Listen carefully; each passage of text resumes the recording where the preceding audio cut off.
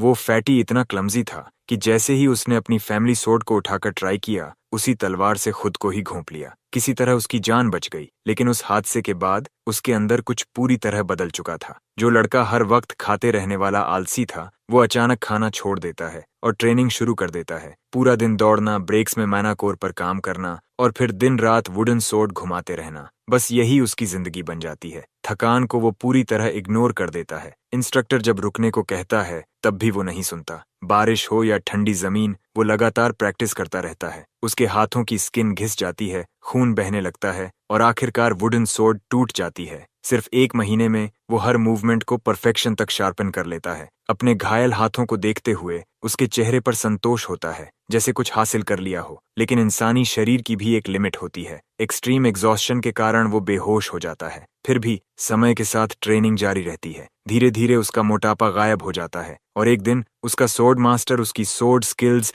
और माना टेक्निक्स देखकर सन्न रह जाता है। सवाल ये है, आखिर ऐसा क्या हुआ जिसने इस फैटी को इतना बदल दिया? असल वजह ये थी कि जिस सोर्ड से उसने खुद को स्टैब किया था, उसमें एक सोल बसी हुई थी और वो कोई नॉर्मल सोर्ड नहीं थी। ये कहानी है एक ऐसे हीरो की जो रीइंकारनेट होकर सोर्ड बन गया था। सदियों तक उसे अनगिनत लेजेंड्स ने वील्ड किया, लेकिन उन सब में से सबसे गहरा बॉन्ड उसने सिर्फ एक इंसान के साथ शेयर किया, एक हीरो, लियोनबर्ग। लियोनबर्ग एक साधारण पेजेंट था, लेकिन शीयर ग्रिट और डिटर्मिनेशन के दम पर उसने सोर्ड सेंट का टाइटल हासिल किया। वही इंसान था जिसे सोर्ड ने दिल से अपना साथी माना। दोनों ने कॉन्टिनेंट्स क्रॉस किए, दशकों तक दुनिया को क्लेंस किया। फिर वो दिन आया जब उन्हें फाइनल बॉस का सामना करना पड़ा, white dragon of the Frost mountains. वो सिल्वर स्केल्ड बीस्ट इतना विशाल था कि उसने लियोनबर्ग की सारी ताकत निचोड़ ली। किसी तरह ड्रैगन मारा गया, किंगडम में शांति लौटी और लियोनबर्ग को सॉवरेन बनने का अवसर मिला। लेकिन इस जीत की कीमत थी, दुनिया में दोबारा सनशाइन और रोजेस लौट आए और सदियों की लड़ाइयों के बाद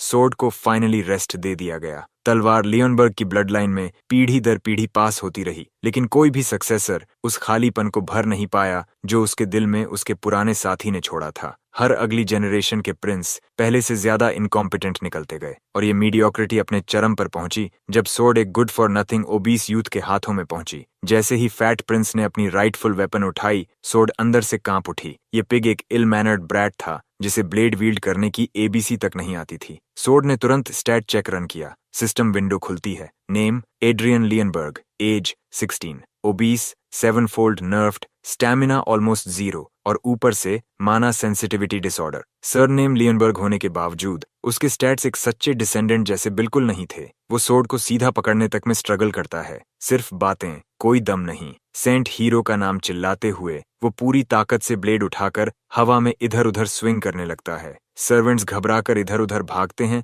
कहीं स्ट्रे हिट न लग जाए। मूर्खता तब चरम पर पहुंचती है जब वो खुद के पैरों में उलझकर गिर पड़ता है और शार्प ब्लेड सीधे उसके पेट की ओर मुड़ जाती है। कोई प्लॉट ट्विस्ट नहीं होता, वो सच में खुद ही अपनी तलवार से इम्पेल हो जाता है। चारों तरफ चीख पुकार मच जाती है, लोग दौड़कर उसकी मदद करने आते हैं, लेकिन सोर्ड के लिए ये सबसे बुरा पल था। फिर भी शायद उसकी मौत इतनी बुरी नहीं थी। एड्रियन में ऐसा कुछ भी नहीं था जो उसे लियोनबर्ग का सच्चा वारिस साबित करे। टैलेंट नहीं, डिसिप्लिन नहीं, सिर्फ एरोगेंस और ग्रीड। वो अपने फ्लॉज का एम्बॉडीमेंट था। सच कहें तो वो इंसान 7 डेडली सिंस का जीता जागता रूप था, चाहे लस्ट हो, लेजीनेस, ग्लटनी या ग्रीड। अगर वो सच में अगला सक्सेसर बन जाता तो राज करने के लिए कोई किंगडम बचती ही नहीं। लेकिन जिस क्लमजी मिस्टेक की वजह से वो खुद ही इम्पेल हो गया, वही गलती अब पूरे किंगडम की फेट बदलने वाली थी। जैसे ही उसका बॉडी सोललेस हुआ, सोर्ड ने उसी पल उस प्रिंस के शरीर को पोजेस कर लिया। सिर्फ कुछ ही दिनों में कास्टल का स्टाफ नोटिस करने लगता है कि लड़के की पर्सनैलिटी में अनप्रेसिडेंटेड ड्रास्टिक शिफ्ट आ चुका है। वो ऐसा बिहेव करता है जैसे उसे अपनी कोई मेमोरीज याद ही नहीं। यहाँ तक कि वो उस मास्टर को भी पहचानने से मना कर देता है जिसने हमेशा उसकी नॉनसेंस झेली थी। जल्द ही किंग खुद चेंबर में अपने बेटे से मिलने आता है। एक नजर में ही सोर्ड को समझ आ जाता है कि यही उस ब्रैट का फादर है। उसे थोड़ी हैरानी होती है कि राजा अपने बेटे जितना पैथेटिक नहीं दिखता, लेकिन किंग को अपने बेटे का मैनर्स न होना काफी डिस्टर्बिंग लगता है, क्योंकि एड्रियन उसे ग्रीट तक नहीं करता। एड्रियन का टीचर बीच में आकर उसे बचाने की कोशिश करता है, कहता है कि लड़का मेमोरी लॉस से गुजर रहा है। रॉयल नाइट्स शॉक्ड हो जाते हैं और तुरंत रॉयल फिजिशियंस को बुलाने का सुझाव देते हैं। जांच के बाद फिजिशियन बताता है कि दिमाग में कोई फिजिकल इंजरी नहीं है, बल्कि ट्रॉमा या साइकोलॉजिकल शॉक की वजह से एमनीजिया हुआ है। फिर भी किंग पूरी तरह कन्विंस्ड नहीं लगता। एड्रियन दूर से ही उसकी स्केप्टिसिज्म महसूस कर सकता है। राजा साफ कह देता है कि पुराने क्राइम्स भूल जाने का दावा करने से वो अंडू नहीं हो जाएंगे। अगर मेमोरीज गई हैं तो लेसन्स भी गए हैं, मतलब वो लिटरली फिर से स्क्वायर वन पर आ चुके हैं। और ये सोचकर किंग को गुस्सा आता है।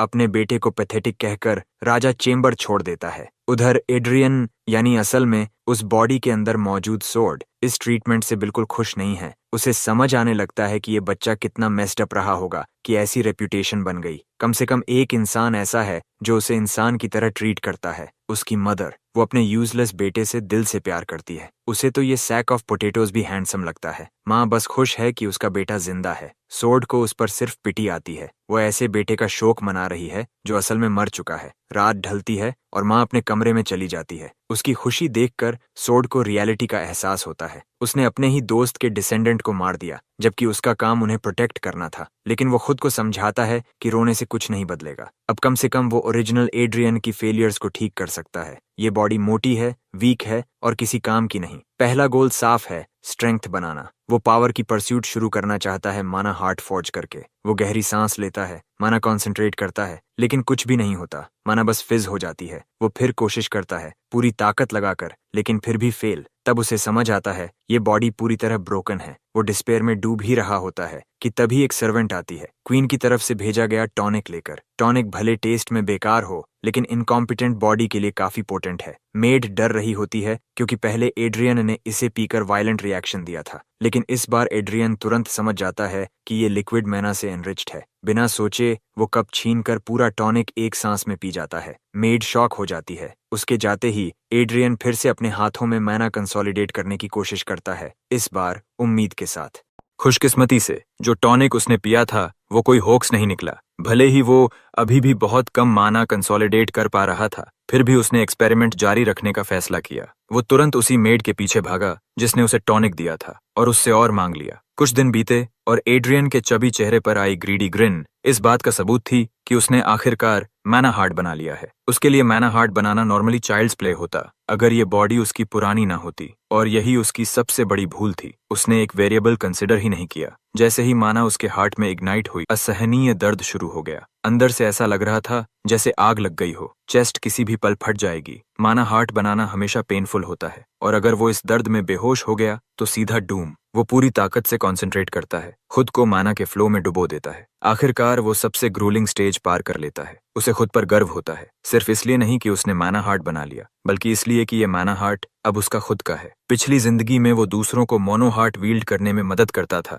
लेकिन इस बार रोल बदल चुका है। मोना हार्ट कंप्लीट होते ही उसे सिस्टम नोटिफिकेशन मिलती है, बिल्कुल वैसी ही जैसी पहले वो अपने वील्डर्स को देता था। एक विंडो खुलती है, फिर एक के बाद एक कई अलर्ट्स आने लगते हैं। शॉक में उसे पता चलता है कि उसकी वीक बॉडी अभी भी मोना हार्ट की फुल पोटेंशियल हैंडल नहीं कर सकती। फिलहाल उसे सिर्फ 2 अथॉरिटीज मिलती हैं, थर्ड आई और थर्ड ईयर, और वो भी लिमिटेड यूज के साथ। थर्ड आई उसे ज्यादा क्लियरली देखने देती है और थर्ड ईयर उसे अलग अलग फ्रीक्वेंसीज सुनने देती है। वो सर्वेंट्स की गॉसिप तक सुन सकता है जो उसके बारे में गलत बातें कर रही होती हैं, लेकिन इससे पहले कि वो और स्पाइंग करे, एग्जॉस्शन उसे घेर लेती है। माना कंजम्पशन की वजह से उसकी विजन फेड हो जाती है। एड्रियन को ये रिस्ट्रिक्शंस बिल्कुल पसंद नहीं आते। सोर्ड रहते हुए वो हर डायरेक्शन में सब कुछ देख और सुन सकता था, लेकिन अब बैरली कुछ सेकंड्स के लिए ही स्किल्स एक्टिवेट कर पाता है। फिर भी वो ऑप्टिमिस्टिक है। उसे भरोसा है कि जैसे जैसे माना कैपेसिटी बढ़ेगी वो कहीं ज्यादा पावरफुल बन जाएगा। अभी माना कम है, लेकिन भूख उतनी ही ज्यादा।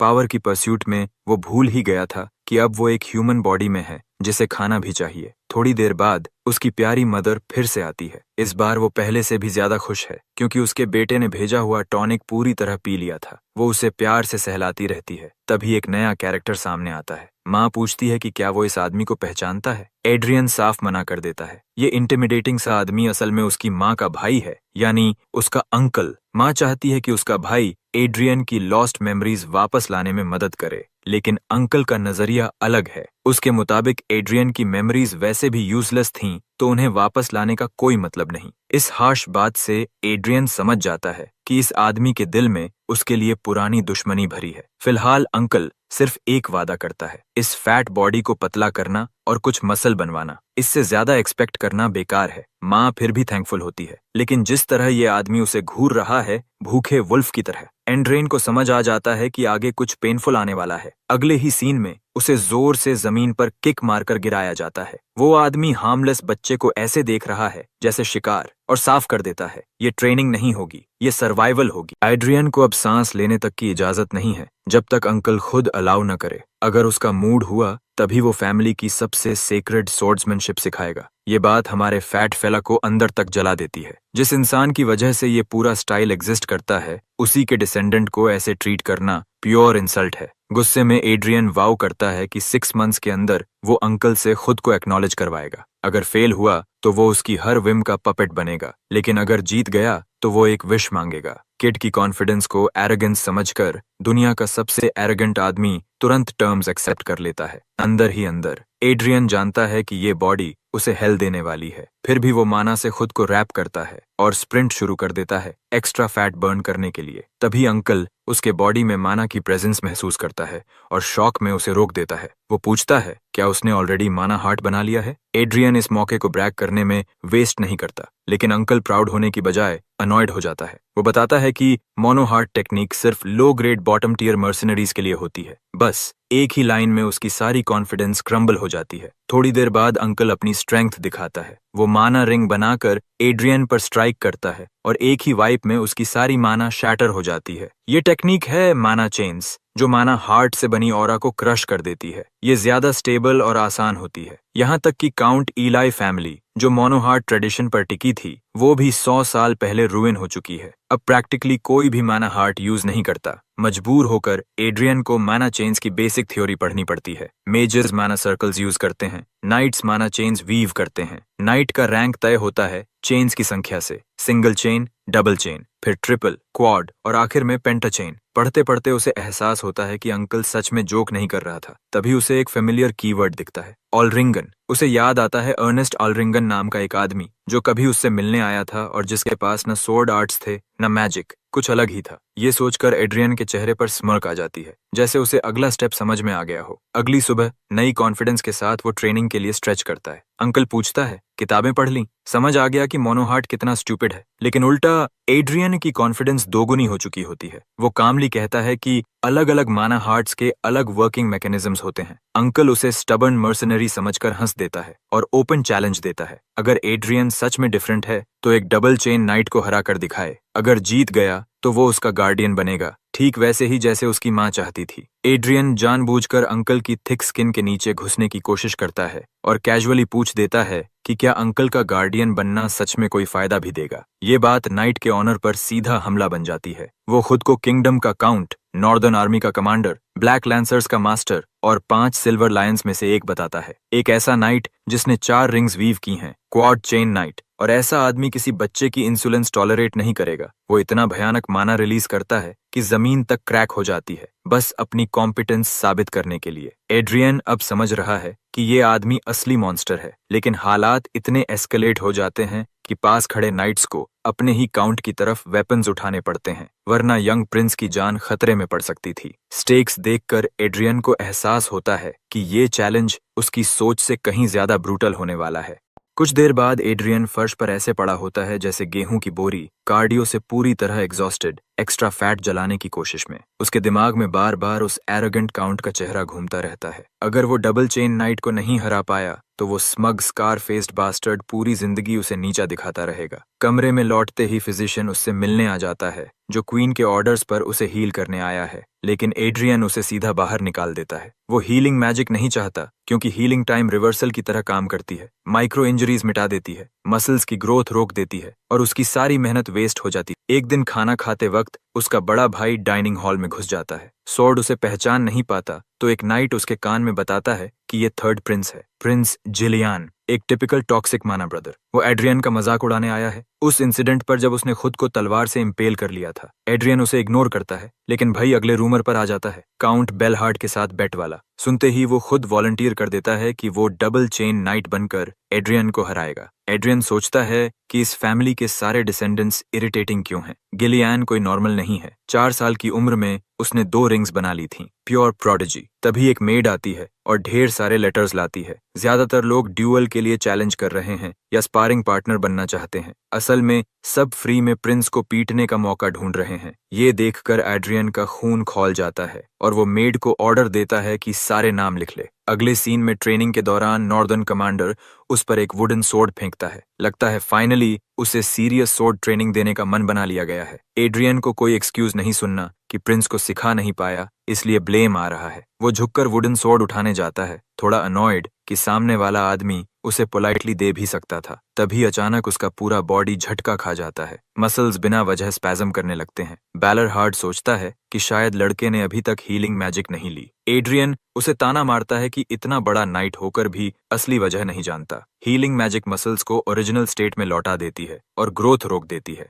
बैलरहार्ड अग्री करता है और कहता है कि वैसे भी वो हीलिंग मैजिक पर फोकस नहीं कर रहा था। फिलहाल वो एक टेक्निक दिखाना चाहता है जिसे एड्रियन को ध्यान से देखना होगा। ये किंगडम की सीक्रेट फाउंडेशनल सोर्ड टेक्निक है। नाइट हर डायरेक्शन में फेरोसिटी से स्लैशेस करता है और आखिर में एक ब्यूटीफुल स्पाइरल फिनिश के साथ प्रदर्शन खत्म करता है। एड्रियन पूछता है, क्या ये सच में नाइट्स की बेसिक टेक्निक है? बैलरहार्ड इसे इंसल्ट मानता है और समझाता है कि ट्रेनिंग वेपन्स ब्लंट होती हैं, इसलिए बेसिक्स से सीखना जरूरी है। तभी एड्रियन अपने ही टीचर के सामने हंस पड़ता है। उसे समझ आ चुका है कि सोर्ड्समैनशिप इवॉल्व हो चुकी है। जो टेक्निक कभी मैड ड्रैगन को स्लॉटर करती थी, आज वही लो लेवल ट्रेनिंग बन चुकी है। बैलरहार्ड शॉक्ड होता है और कहता है कि ये टेक्निक बेट जीतने के लिए काफी नहीं होगी और वो किसी और टीचर से भी सीख सकता है। लेकिन एड्रियन मना कर देता है। उसे यकीन है कि यही टेक्निक सफिशिएंट है। ट्रेनिंग दोबारा शुरू होती है। एड्रियन एनालाइज करता है कि ड्रैगन स्लेयर टेक्निक को लो क्यों माना जा रहा है। उसे समझ आता है कि लोगों ने मैनाहर्ट छोड़ दिया और अपनी स्पिरिट को सोर्ड में डालना ही भूल गए, इसलिए वो इस टेक्निक की असली वैल्यू समझ ही नहीं सकते। तभी बैलरहार्ड उसकी सोर्ड से टकराकर उसका स्टांस ठीक करता है, उसके बेली और लेग्स पर स्मैक करता है ताकि वो स्ट्रेंथ सही तरीके से डिस्ट्रीब्यूट करे। एड्रियन जानता है कि उसका टीचर सही है। उसकी बॉडी अभी वीक है, लेकिन टेक्निक कभी ट्रैश नहीं थी। वो खुद इसे दुनिया को प्रूव करना चाहता है। कई दिन बीत जाते हैं, फिर एक पूरा महीना। सिस्टम उसे कंग्रेचुलेट करता है। सिवियर ओबिसिटी अब नॉर्मल ओबिसिटी बन चुकी है। क्लमजीनेस ट्रेट गायब हो गया है। माना कैपेसिटी बढ़ रही है और माना सेंसिटिविटी डिसऑर्डर भी खत्म होने लगा है। हर स्विंग के साथ उसकी कॉन्फिडेंस बढ़ती जाती है। उसका माइंडसेट है हर दिन टेक्निक को 8% बेहतर बनाना। तभी हैवी रेन में ट्रेनिंग के दौरान बैलरहार्ड उसकी सोर्ड क्रश कर देता है और उसे रोक देता है। खामोशी में खड़े दोनों एड्रियन के हाथ कांप रहे होते हैं, खून टपक रहा होता है। वो सामने ट्रेनिंग डमी देखता है जिसके दोनों हाथ एक ही स्लैश में उड़ चुके होते हैं। बैलरहार्ड दहाड़ता है कि वो बेवकूफ है। अगर असली सोर्ड होती तो किसी की जान जा सकती थी। एड्रियन अपने कैलस्ड और कटे हुए हाथ देखता है। सिस्टम उसे एक्सट्रीम कंसंट्रेशन के लिए नया ट्रेट देता है, सुपर कंसंट्रेशन। ये एक पॉजिटिव रिवॉर्ड था और थकान से बेहोश होने से पहले उसके आखिरी थॉट्स यही थे कि वो अभी अभी मर भी सकता था। बैलरहार्ड अपने स्टूडेंट को अपनी तरफ देखते हुए पकड़ लेता है और प्रिंस की स्टबर्ननेस पर रिमार्क करता है। अगले सीन में एड्रियन अपने बेड पर जागता है और रियलाइज करता है कि वो ट्रेनिंग के बीच ही क्रैश हो गया था। उसने सच में अपनी करंट बॉडी को लिमिट से बाहर पुश कर दिया था। उसे याद आता है जब वो एक सोर्ड था, परफेक्ट इन एवरी वे। उसके विल्डर्स में nameless war hero, sword master, mercenary king और यहाँ तक कि किंगडम का फाउंडर भी शामिल था। उसने अकेले दम पर वॉर्स जिताए, अनगिनत मॉन्स्टर्स मारे और हीरोज के लिए रास्ता बनाया। ग्रूहॉर्न हमेशा एक परफेक्ट एडवाइजर और टीचर रहा था और इसी वजह से वो अब भी उसी परफेक्शन को दोबारा छूने के लिए सोर्ड घुमाता रहना चाहता है, सारी कोशिश एक ही जगह डालकर। लेकिन ये बॉडी अभी बहुत वीक है। अगर वो ठीक से रेस्ट नहीं करेगा तो ये रुइन हो जाएगी। माना हार्ट बनाए हुए अब 1 महीना हो चुका है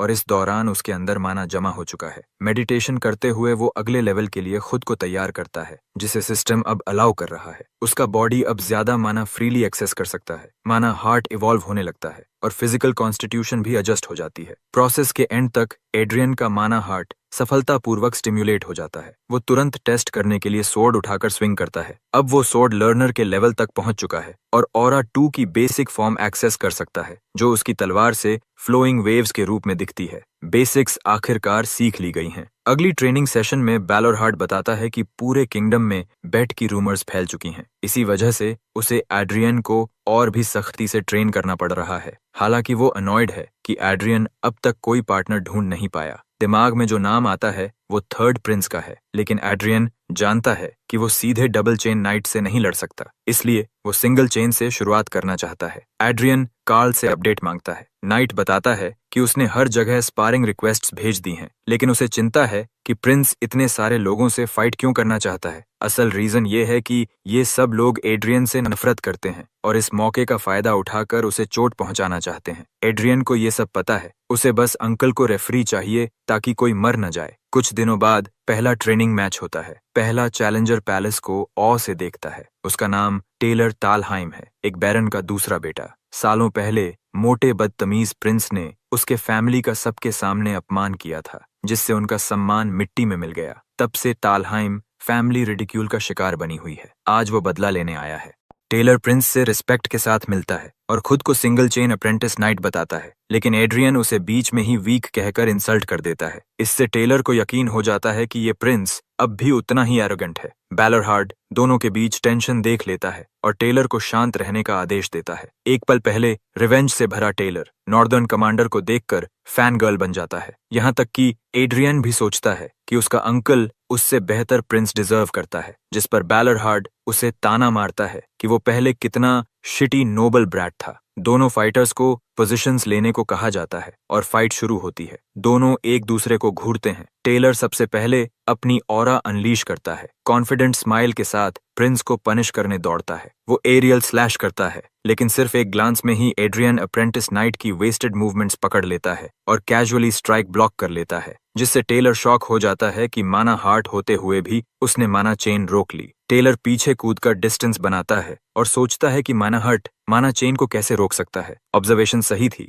बस वो सिंगल चेन यूज कर रहा था, इसलिए फर्क इतना बड़ा नहीं था। तभी स्पेक्टेटर्स सोर्ड से निकलती एक अजीब साउंड सुनते हैं, जिसे सोर्ड क्राई कहते हैं, और ये अंकल तक को स्टन कर देती है। प्रिंस की ताकत पर भरोसा न करते हुए टेलर फिर से भारी अटैक करता है। इस बार प्रॉपर सोर्ड क्लैश होती है। ब्लेड्स टकराती हैं और दोनों पीछे हटते हैं। एड्रियन को फटीग महसूस होने लगती है। माना रिंग्स और माना हार्ट पोलर ऑपोजिट हैं। एक क्लैश ही उसे बैक फ्लो जैसा फील करा देता है। टेलर का चेहरा देखकर एड्रियन उसे सेकंड सन होने का ताना मारता है और इमोशंस में हार्ड हेडेड कहता है। फिर खुद को काम करके डीपर कंसंट्रेशन में जाता है और अवेकेंड स्पेल कॉल करता है। सोर्ड उसका सोल का हिस्सा है, इसलिए मैना हार्ट उसके विल को एक्सेप्ट करता है और पहली बार कलरलेस मैना हार्ट में रंग भरता है। ड्रैगन स्लेयर की डॉर्मेंट विल अवेकन होती है और सोर्ड की मेमोरी और हार्ट मर्ज होकर ड्रैकोनिक स्टेट एक्टिवेट करते हैं। क्रिम्सन ऑरा उसके चारों तरफ फैलती है और दूर से वो लिटरल डेथ जैसा दिखने लगता है। टेलर डर जाता है और बैलरहार्ड ड्यूअल रोकने का आदेश देता है,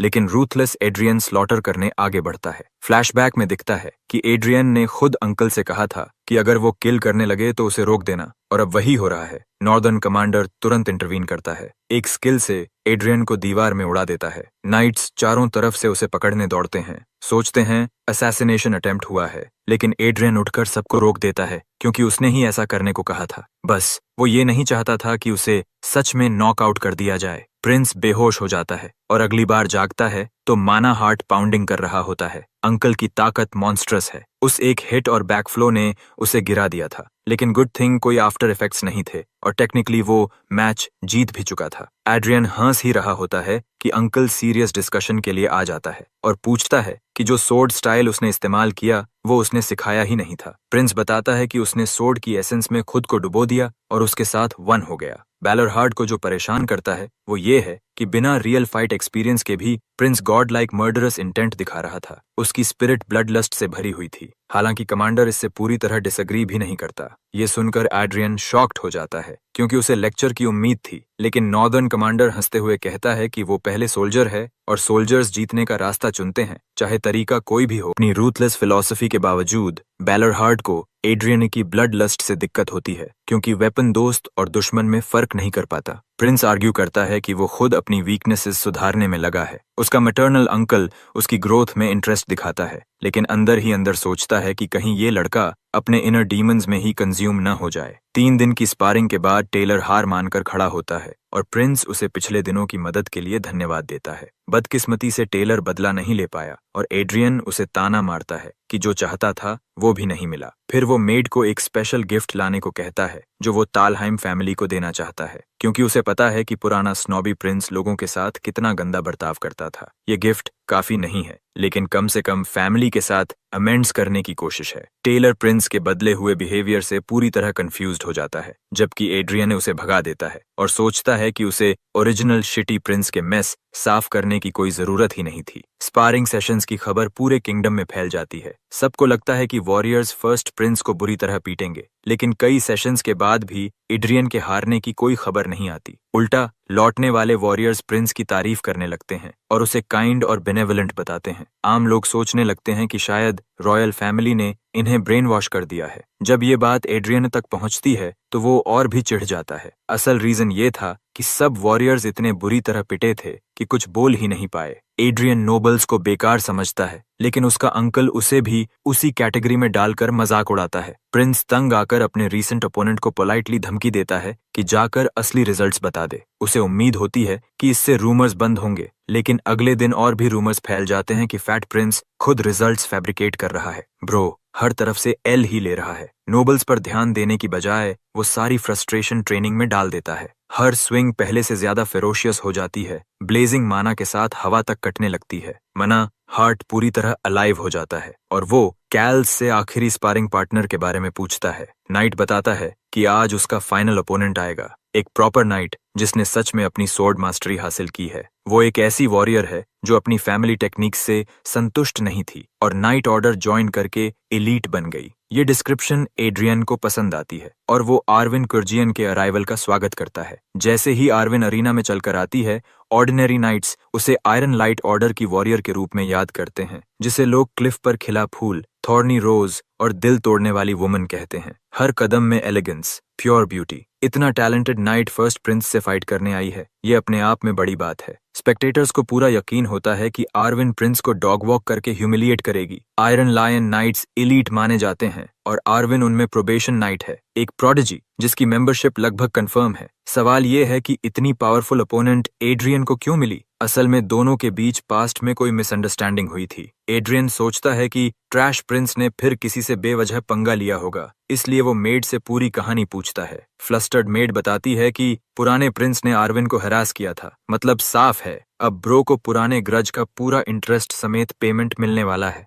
एड्रियन अब पूरी तरह फेडअप हो चुका है उस रेकलेस प्रिंस की हरकतों से। फ्लैशबैक में साफ दिखता है कि कैसे उस मोटे इडियट ने आर्विन के शरीर पर हाथ रखा था और उसने उसे ताना मारा था कि वो नाइट्स को अपनी प्राइवेट प्रॉपर्टी समझता है। ईगो हर्ट होते ही प्रिंस फट पड़ा और आर्विन को अगली कह दिया। बस यही पूरी कहानी है, एक स्काउंड्रल की पूरी पर्सनैलिटी कंडेंस्ड फॉर्म में। लेकिन अब भी एड्रियन जिस तरह आर्विन को देख रहा है, अगली शब्द उसके दिमाग में दूर दूर तक नहीं आता। आर्विन उसके सामने झुककर रिस्पेक्ट देती है, सोचते हुए कि ये अब भी वही इंसान है। प्रिंस अपनी जान बचाने के लिए कहता है कि वो बदल चुका है, लेकिन आर्विन के गुस्से भरे चेहरे से साफ है कि आज उसकी जमकर पिटाई होने वाली है। रेफरी और अंकल काउंट बैलरहार्ड मौजूद है। वो आर्विन को प्रॉपर इंट्रोडक्शन की इजाजत देता है और वो भी फॉर्मल ग्रीटिंग देती है। बैलरहार्ड मजाक में आर्विन को वार्न करता है कि माइटी यंग प्रिंस की ब्लेड काफी फाइस्टी है। दोनों अपनी पोजीशंस लेते हैं और ड्यूअल शुरू होता है। आर्विन की स्टैंस में कोल्ड डिटर्मिनेशन है, जबकि एड्रियन खुश है कि फाइनली उसे एक प्रॉपर नाइट से भिड़ने का मौका मिला।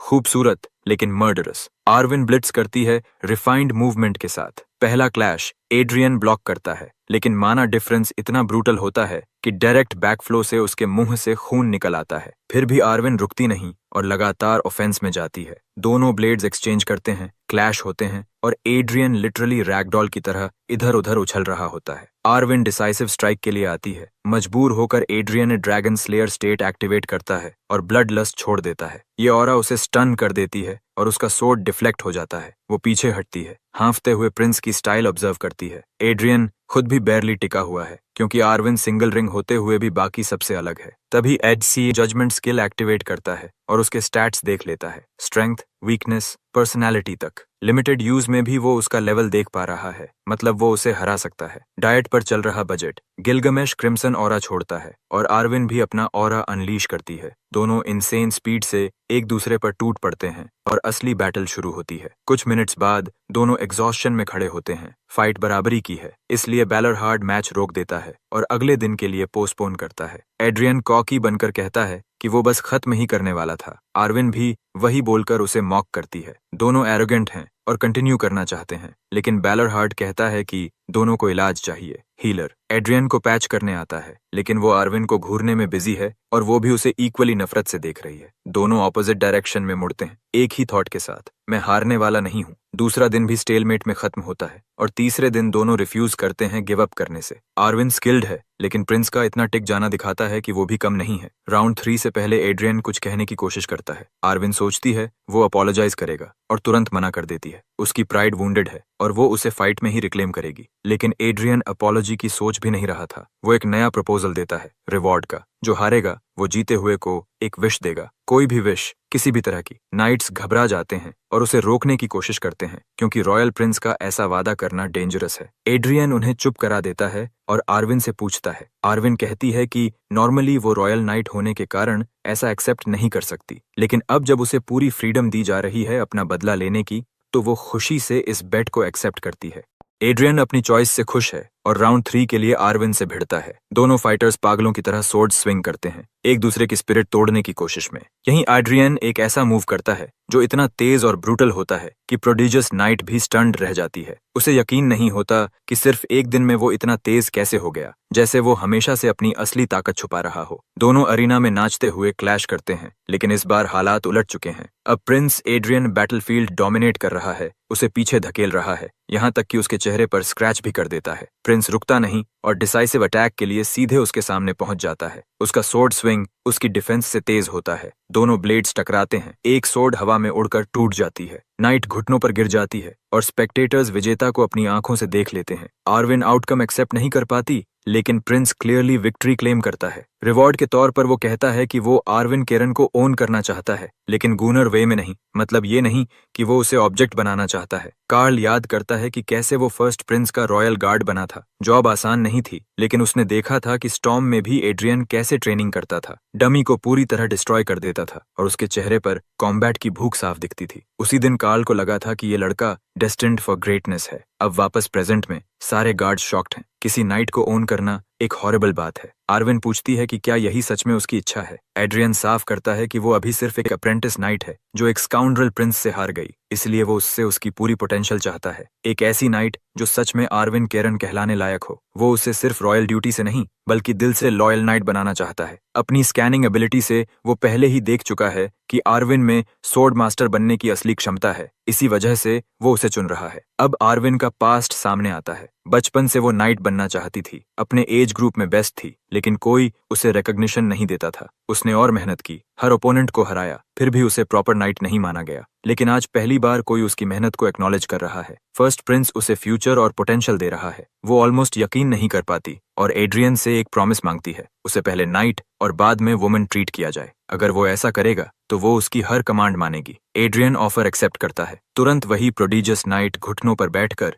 एड्रियन लियोनबर्ग के प्रति लाइफ लॉन्ग लॉयल्टी स्वेयर करती है। स्पेक्टेटर्स स्टन्ड रह जाते हैं। प्रिंस उसे ऑफिशियली नाइट का दर्जा देता है और एक ओथ बोलता है, बिल्कुल उस सीन जैसा जब जाइमी ने ब्रियन को नाइट बनाया था। अगले सीन्स में आर्विन रूथलेस तरीके से ट्रेनिंग करती है, लेकिन बाकी नाइट्स रूमर्स फैलाते हैं कि वो प्रिंस की सीक्रेट मिस्ट्रेस है। ये सारी बकवास बातें एड्रियन को और चिढ़ाने लगती हैं। चाहे वो कितना भी बदल जाए, लोग अब भी उसे स्कम समझते हैं। उसकी हेल्पलेसनेस देखकर रॉयल गार्ड उसे वही याद दिलाता है, उस दिन के उसके अपने शब्द। फाइनल डे के ड्यूल पर एड्रियन ने साफ कहा कि उसे ऐसा नाइट नहीं चाहिए जो सिर्फ रॉयल रिस्पॉन्सिबिलिटी की वजह से उसकी रक्षा करे। उसकी ये बात कार्ल को अंदर तक लगती है, लेकिन फिर भी एड्रियन कहता है कि वो अपने वर्ड्स पर अब भी खड़ा है। आखिर अगर क्राउन कल कार्ल को किसी और जगह भेज दे तो वो प्रिंस की जगह आदेश फॉलो करेगा। उसे कंफर्ट देने के लिए एड्रियन कहता है कि वो चाहे तो आर्विन जैसा ओथ ले सकता है। सिंसेरिटी के साथ कार्ल पूछता है कि क्या प्रिंस ऐसा ओथ एक्सेप्ट करेगा। सरप्राइजिंगली एड्रियन मना कर देता है, क्योंकि उसे कार्ल को नर्चर करने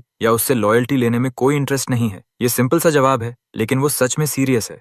कुछ ही समय बाद एड्रियन को रॉयल फैमिली से ऑफिशियल नोटिस मिलता है। प्रोबेशन पीरियड खत्म कर दिया गया है और उसे अपकमिंग बैंक्वेट में एंट्री मिल गई है। शॉक वाली बात यह है कि प्रोबेशन करीब 2 महीने पहले ही हटा दी गई। मतलब किंग ने अपना फैसला बदल दिया, लेकिन एड्रियन को फर्क नहीं पड़ता। वो पैलेस छोड़ने वाला था ही नहीं, तो उसे इससे कोई खास फर्क नहीं पड़ता। एक मेड एक नई इनविटेशन पढ़ती है जो एड्रियन का ध्यान खींच लेती है। ये यंग लॉर्ड्स की सोशल पार्टी का इनवाइट है, वही क्लब जिसे पुराना स्काउंड्रल प्रिंस अक्सर अटेंड करता था। मेड बताती है कि ये जगह शराब और औरतों से भरी होती है। एड्रियन तुरंत रिजेक्ट करने वाला होता है, लेकिन पीछे लिखा नाम पढ़ता है, बर्नार्डो ऑफ द ईलाई फैमिली। ये नाम उसके दिमाग में क्लिक करता है। अंकल से उसे याद आता है कि ईलाई फैमिली माना हार्ट सपोर्टर्स थी और 1 सेंचुरी पहले पूरी तरह रुइन हो गई थी। क्यूरियोसिटी में वो इवेंट अटेंड करने का फैसला करता है, ये देखने के लिए कि उसका दोस्त का फैमिली अब भी बचा है या नहीं। आइडरियन के बॉडी में पोजेशन हुए 4 महीने बीत चुके हैं। प्रिंस ने काफी वेट लूज कर लिया है। टेलर उसके लिए स्पेशल आउटफिट बनाता है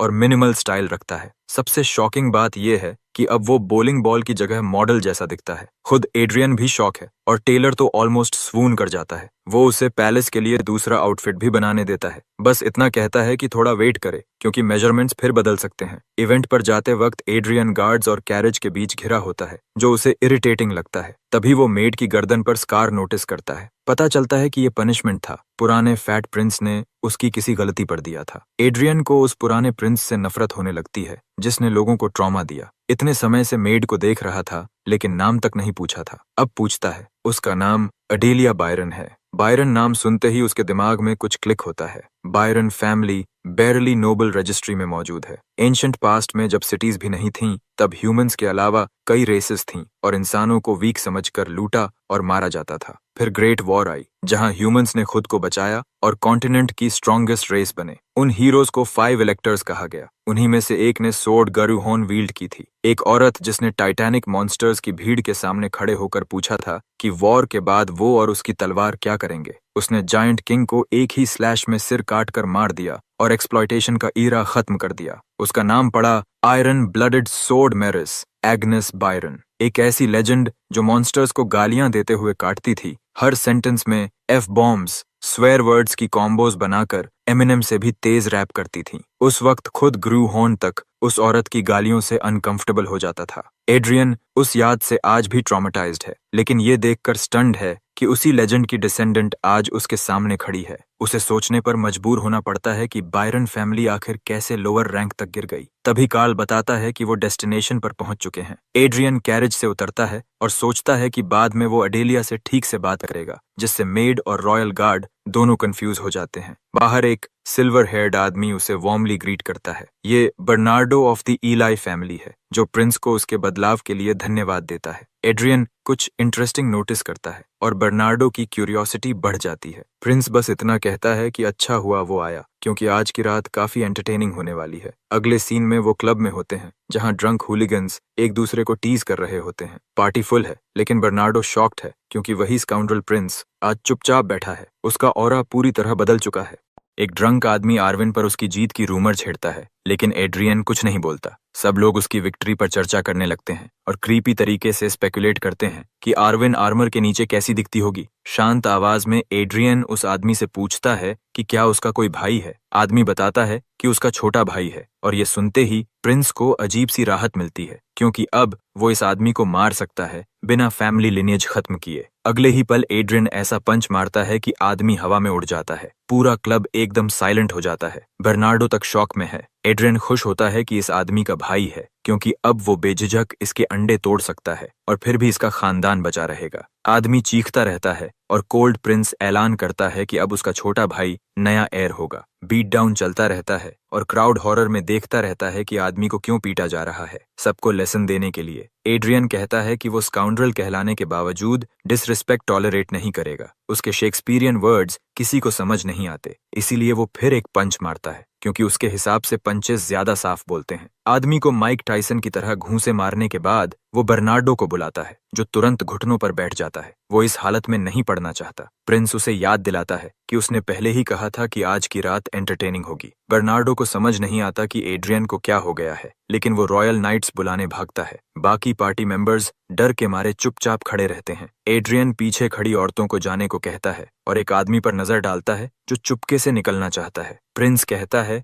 कि वो उसे जाने देगा, बस पहले उसके बॉल्स उसी तरह तोड़ देगा जैसे पहले वाले के तोड़े थे। ये सुनकर सारे आदमी डर से फ्रीज हो जाए। एड्रियन उन्हें याद दिलाता है कि उन्होंने पहले उसे डिसरिस्पेक्ट किया था, नील करने से मना किया था और उसकी नाइट का मजाक उड़ाया था। अब उनके खिलाफ चार्जेस लगाने के लिए वो रॉयल गार्ड्स लाया है, खासकर कार्ल के गार्ड्स जो इन्हें ट्रीजनस डिक्लेयर करते हैं। एक ही ऑर्डर में गार्ड्स सबको पकड़ लेते हैं। एड्रियन एक्साइटेड होकर कहता है कि कोई भी बचना नहीं चाहिए। इस इंसिडेंट के बाद प्रिंस को किंग के सामने बुलाया जाता है। कुल 14 नोबल बच्चों को गिरफ्तार किया गया होता है। किंग गुस्से में है कि उसके बेटे ने रॉयल अथॉरिटी का इस्तेमाल करके इतने फैमिलीज को सजा दिला दी, लेकिन अब 14 फैमिलीज इन्वॉल्व्ड हैं और इसका बैकलैश किंग को ही झेलना पड़ेगा। एड्रियन अपने पिता को अच्छे से जानता है और उसकी एग्जैक्ट डर को पहले ही कॉल आउट कर देता है, ये कहते हुए कि ये सारे लोग वैसे भी आउटकास्ट्स और इरिडीमेबल ट्रैश हैं। उल्टा वो सलाह देता है कि किंग को उन गिरफ्तार स्कमबैग्स के भाइयों और बहनों को लेटर भेजना चाहिए। बेटे की ये बातें सुनकर किंग उसे बाहर जाने का आदेश देता है और प्रिंस बिना किसी चिंता के चला जाता है। अब वापस आते हैं उसकी मेड वाली मुलाकात पर। एड्रियन जितनी भी कोशिश करता है अडेलिया को कंफर्ट करने की, वो टूट कर रोने लगती है। खुद से पूछती है कि उसने ऐसा क्या गलत किया था। वो उस पपी जैसी है जिसे पुराने प्रिंस ने इतना टॉर्चर किया कि वो अंदर से टूट चुकी है। उसका फैमिली प्रॉपर नोबल्स की लिस्ट में भी नहीं आता, यहाँ तक कि लेयनबर्ग फैमिली के डिसेंडेंट्स भी बायरन नाम की सिग्निफिकेंस नहीं जानते, जैसे इतिहास का एक हिस्सा मिटा दिया गया हो। एग्नेस बायरन की पियरलेस कंट्रीब्यूशन अब किसी को याद नहीं। बायरन फैमिली का नाम जैसे पूरी तरह खत्म हो चुका है। लेकिन एड्रियन साफ देख सकता है कि अडेलिया में लेटेंट पोटेंशियल भरा पड़ा है। ये औरत सीक्रेटली एस रैंक है, क्रेजी ट्रेड्स के साथ। बुचर ट्रेड जो ब्लड देखते ही एक्टिवेट हो जाता है, वॉर मेनियक जो बैटल ऑब्सेशन दिखाता है, साथ ही फ्रेजाइल हार्ट और केयर गिवर जैसे ट्रेड्स उसे जेंटल और पैसिव बनाते हैं। मतलब सोर्ड्समैनशिप और कॉम्बैट में ये अनमैच्ड है, लेकिन कोई भी ट्रेट उसे मैडनेस में जाने से रोक नहीं सकता। एक पल को तो एड्रियन खुद सोचता है कि क्या इसे दुनिया पर अनलीश कर देना चाहिए। आखिर वो फैसला करता है कि इतनी एस रैंक टैलेंट को वेस्ट करना बेवकूफ़ी होगी। स्लेव मेंटालिटी ट्रेट का फायदा उठाकर वो उससे एब्सोल्यूट लॉयल्टी की मांग करता है। अडेलिया कंफ्यूज्ड हो जाती है क्योंकि वो पहले से मेड है, लेकिन एड्रियन साफ करता है कि वो कुछ और चाहता है। वो चाहता है कि वो उसकी नाइट बने, अभी इसी वक्त। शाय और फ्रेजाइल लड़की मना कर देती है, खुद को इनसिग्निफिकेंट समझती है, लेकिन एड्रियन उसे उसके फैमिली की सच्चाई बताता है और कहता है कि वो उसकी रिस्पॉन्सिबिलिटी लेगा। बदले में उसे बिना सवाल लॉयल्टी स्वेयर करनी होगी। अडेलिया पूछती है कि क्या वो सच में उसके फैमिली का ख्याल रखेगा। प्रिंस कंफर्म करता है और यहाँ तक ऑफर करता है कि वो उन्हें कैपिटल बुला देगा ताकि वो कभी भी मिल सके। ये सुनकर अडेलिया खुशी से भर जाती है और आर्विन की तरह ओथ लेती है। अब पूरी जिंदगी फर्स्ट प्रिंस की सेवा की कसम खाती है। एड्रियन ऑफिशियली उसे ऐसी सर्वेंट घोषित करता है जो बिना सवाल उसके ऑर्डर्स मानेगी। वो उसके हाथ पर हल्का सा पैट करता है और उसके चेहरे पर पहली बार सच्ची खुशी आती है, लेकिन अंदर ही अंदर एड्रियन खुद भी अनईजी है। सोचता है कि क्या उसने सही फैसला लिया। पैलेस में उसके बारे में रूमर्स घूम रहे हैं। लोग फुसफुसाते हैं कि वो क्वाइट और अनस्टेबल है। बताते हैं कि पुराना प्रिंस हाई रैंकिंग नोबल्स के बच्चों को बुलाकर पीटता था और डंजन में डाल देता था। और अब नया स्कैंडल, उसने एक लोली मेड को पर्सनल नाइट बना लिया। किसी ने सोड तक नहीं पकड़ी थी। एड्रियन जानता है कि वो चाहे जो भी करे, लोग उससे नफरत करेंगे, क्योंकि ये बॉडी पहले जिस इंसान की थी उसकी रेपुटेशन बहुत गंदी थी। अब तो लोग ये भी कहने लगे हैं कि वो अपने लिए हराम बना रहा है। उसे सबसे ज्यादा गुस्सा इस बात पर आता है कि हर कोई उसकी जिंदगी और उसके फैसलों पर हक जमाने लगा है। उसने कभी नहीं सोचा था कि सिर्फ एक मेड को नाइट बनाना इतना बड़ा स्टॉर्म बन जाएगा। उसे लगता है सब लोग बस उसके फेल होने का इंतजार कर रहे हैं। वो अपने पिता को इमेजिन करता है, जो गुस्से में कह रहा होगा कि फिर से उसे अपने बेटे का मेस साफ करना पड़ रहा है। अपने अंकल को गालियां देते हुए सुनता है और छोटे भाई को सार्कास्टिक स्माइल के साथ खुद को सुपीरियर समझते हुए देखता है। एड्रियन इन सब सोचों में और गहराई से डूब जाता है, फ्रस्ट्रेशन